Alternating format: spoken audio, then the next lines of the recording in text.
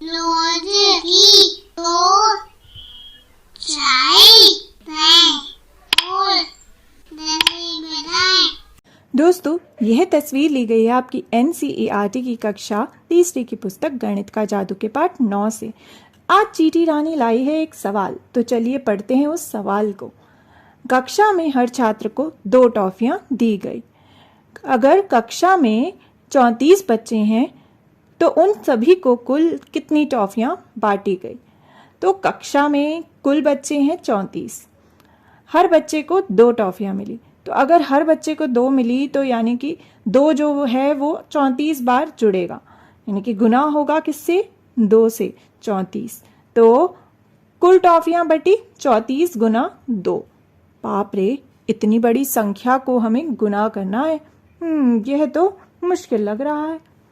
अब चीटी जो है वो कुछ सोच में पड़ गई, वो कुछ अंदाजा लगा रही है। चलिए देखते हैं आखिर चीटी क्या अंदाजा लगा रही है। 34 गुना 2 होगा 34 गुना 2 यानी 30 गुना 2 हुआ 60।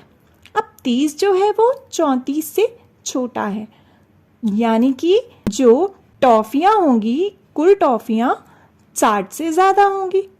अब एक संख्या हम सोचते हैं 34 से बड़ी, जो कि है 40, यानी 4 दहाई। 40 गुना 2 हुआ 80, इसलिए टॉफियां की संख्या 80 से कम होगी। टॉफियों की कुल संख्या कितनी होगी? तो चीटी ने यह अनुमान तो लगा लिया कि टॉफियों की संख्या जो है 60 से ज्यादा और 80 से कम होगी। और कैसे पता लगाया? 30 गुना 2 करा तो 60 आया और 40 गुना 2 करा तो 80 आया। तो टॉफियों की संख्या इसी के बीच में होगी। अब देखते हैं कि आखिर हम 34 को 2 से गुना करें तो करें कैसे? हम 34 गुना 2 कैसे निकालें? मुझे पता है। भारती ने ऐसे लिखा। तो भारती ने संख्याओं को 34 गुना 2 करने के लिए ऐसे लिखा। यह क्या है? देखो, 34 हुआ 30 और 4, ठीक है ना? तो 34 को हम लिख सकते हैं ना 3 दहाई और 4 इकाई, यानी कि 30 और 4। तो भारती ने इसी कारण से 34 को बांट कर लिख दिया 30 और 4, क्योंकि उन 2 संख्याओं से ही बनता है 34, तो उसने उसे ऐसे लिख दिया। और आगे की ओर 2 भी है, क्योंकि किससे मल्टीप्लाई करना था? 2 से, यानी 2 से। फिर भारती ने ऐसे लिखा। अब देखते हैं आखिर उसने क्या किया है। लेकिन जवाब क्या हुआ? 30 गुना 2 हुआ 60 और 4 गुना 2 हुआ 8। देखो, यहाँ टेबल में लिखा है ना कि 30 को जब मैंने 2 से गुना करा, यानी 30 जो है 2 बार जुड़ा, तो 3 दहाई 2 बार जुड़ रही है, तो जो हो जाएगी 6 दहाई। तो उत्तर होगा 6 दहाई यानी कि 60। और 2 गुना 4 हुआ हमारा 8। बस दोनों संख्याओं को जोड़ दो और लो, मिल गया जवाब। 60 जमा 8 बराबर हुआ 68 के। कुल 68 टॉफियां हुई। क्या बात है, यह तो आसान तरीका है। तो भारती ने क्या करा था? भारती ने 34 को 3 दहाई और 4 इकाई के रूप में लिखा और फिर उसे 2 से मल्टीप्लाई करा, यानी कि जो उत्तर आया 60 और 8 उसको फिर जोड़ दिया, जो कि आया 68। तो कुल मिलाकर 68 टॉफीज जो हैं वो बांटी गई।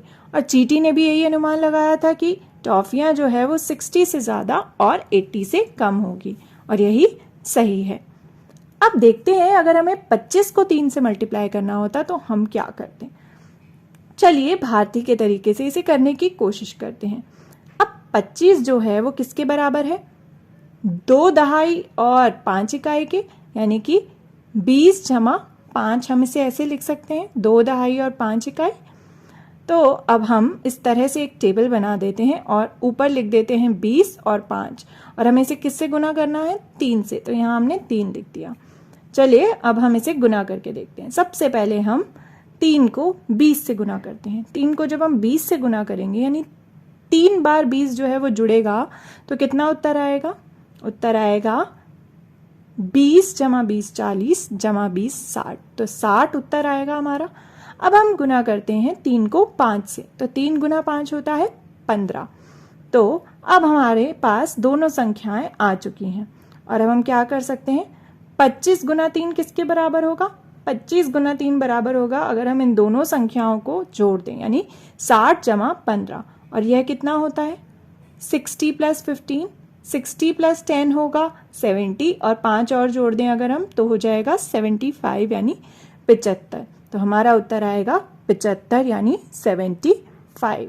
तो दोस्तों हमने भारती के साथ मिलकर जाना कि हम बड़ी संख्याओं को गुना कैसे कर सकते हैं, मल्टीप्लाइंग बिग नंबर्स। क्या आप भी कर सकते हैं अब बड़ी संख्याओं को गुना?